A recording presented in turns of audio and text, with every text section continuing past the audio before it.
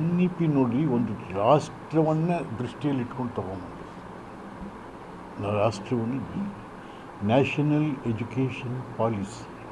ನಾನು ಭಾಳ ಸೆಮಿನಾರಲ್ಲಿ ಅಟೆಂಡ್ ಮಾಡಿದ್ದೆ ಆ್ಯಸ್ ಫಾರ್ಮರ್ ಎಜುಕೇಷನ್ ಮಿನಿಸ್ಟರ್ ಡೆಲ್ಲಿಗೆ. ಎಂದಾದರೂ ಸಿದ್ದರಾಮಯ್ಯ NEP ಬಗ್ಗೆ ಗೊತ್ತಾವ್ರಿ? ಬನ್ನಿ ಈ ಕಡೆ ಹೇಳ್ಕೊಂಬಿಡಿ ಸರ್ ದಯವಿಟ್ಟು.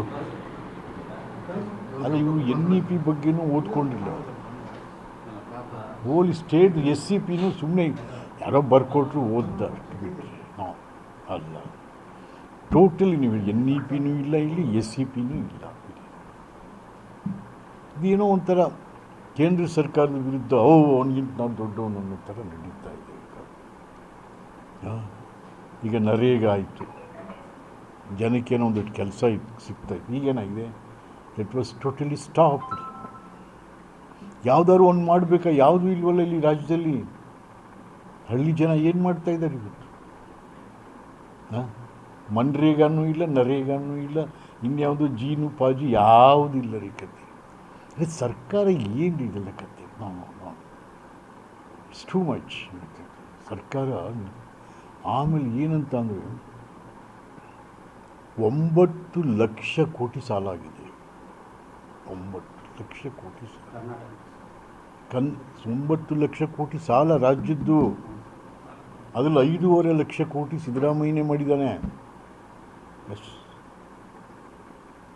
ಹಾಗಾದರೆ ಜನನ ಸಾಲದ ಶೂಲದಲ್ಲಿ ಸಿಲುಕಿ ಹೋಗುವಂಥ ಸರ್ಕಾರ ಇದು. It's all fact. ಇದೇನು ಸುಮ್ಮನೆ ಎಲ್ಲ ಹೇಳ್ತಾ ಇರೋದು. It's all fact. ನೀವು ಟ್ಯಾಕ್ಸ್ ಹಾಕಿ ಬೇಡನ್ನಲ್ಲ, 5 ಸಾರಿ ಟ್ಯಾಕ್ಸ್ ಹಾಕಿಬಿಟ್ರಿ ನೀವು. ಎಷ್ಟು ಸರಿ ಟ್ಯಾಕ್ಸ್ ಹಾಕಿ? ಎಲ್ಲರ ಮೇಲೂ ಟ್ಯಾಕ್ಸ್ಗಳು. ನೀರು, ದೀಪ, ನೆಲ, ಎಲ್ಲದ್ರ ಮೇಲೂ ಟ್ಯಾಕ್ಸ್ ಹಾಕ್ಬಿಟ್ರಿ ನೀವು. ಆಯ್ತು, ಬಟ್ ನೀವು ಲಿಕ್ಕರ್ ಮೇಲೆ ಟ್ಯಾಕ್ಸ್ ವೆರಿ ಡೇಂಜರಸ್. ಈಗ ನಿಮಗೆ ನನ್ನ ಹೌಸಲ್ಲಿ ಹೇಳಿದೆ ಸಿದ್ದರಾಮಯ್ಯ, ನಾನು ನೀನು 2 ರೂಪಾಯಿ ಬೀರು ಕುಡಿತಾ ಇದ್ದು 11 ರೂಪಾಯಿ ಹಾಕಿ. ಈಗ 250 ರೂಪಾಯಿ ಆಗಿದೆ ಒಂದು ಬಿಯರ್ ಬಾಟಲ್. ಹುಡುಗರಿಗೆ ಏನಾಗಿದೆ, ಅದೊಂಥರ ಶೋಕಿ. ಕಾಲೇಜ್ ಸ್ಟೂಡೆಂಟ್ಸ್ಗೆ ಅವನು 250 ರೂಪಾಯಿ ಎಲ್ಲಿ ತರ್ತಾನೆ? ಅದ್ರ ಬದಲು ಏನು ಮಾಡ್ತಾನೆ, 50 ರೂಪಾಯಿ ಕೊಟ್ಟು ಒಂದು ಗಾಂಜಾ ಪಟ್ಟಣ ತಗೋತಾನೆ. ಗಾಂಜಾ, ಅಫೀಮು, ಈ ಸಣ್ಣ ಗೂಡಂಗಡಿಲೆಲ್ಲ ಸಿಗ್ತಾ ಇದ್ದಾವೆ. ಪೊಲೀಸ್ನವರೇ ಮಾರಿಸ್ತಾ ಇರೋದಿಲ್ಲ.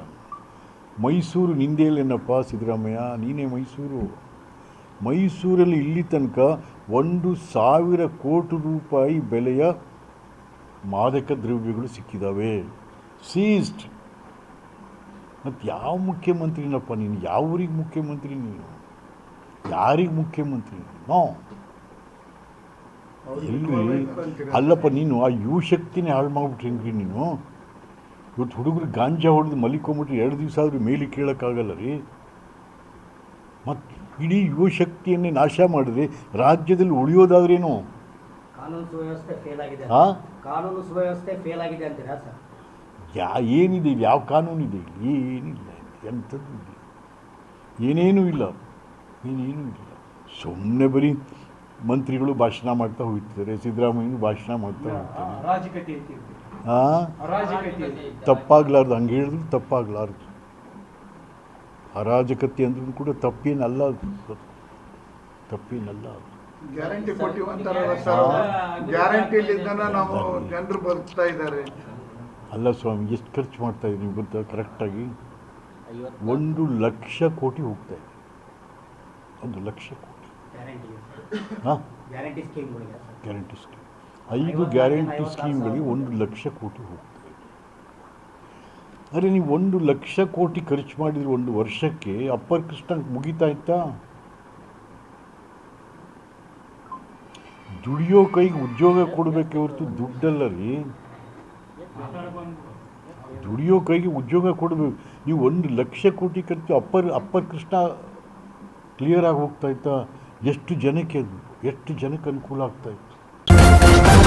ನ್ಯೂಸ್ ಫಸ್ಟ್, ನಿರ್ಭೀತಿಯಿಂದ ನಿಮ್ಮ ಪರವಾಗಿ.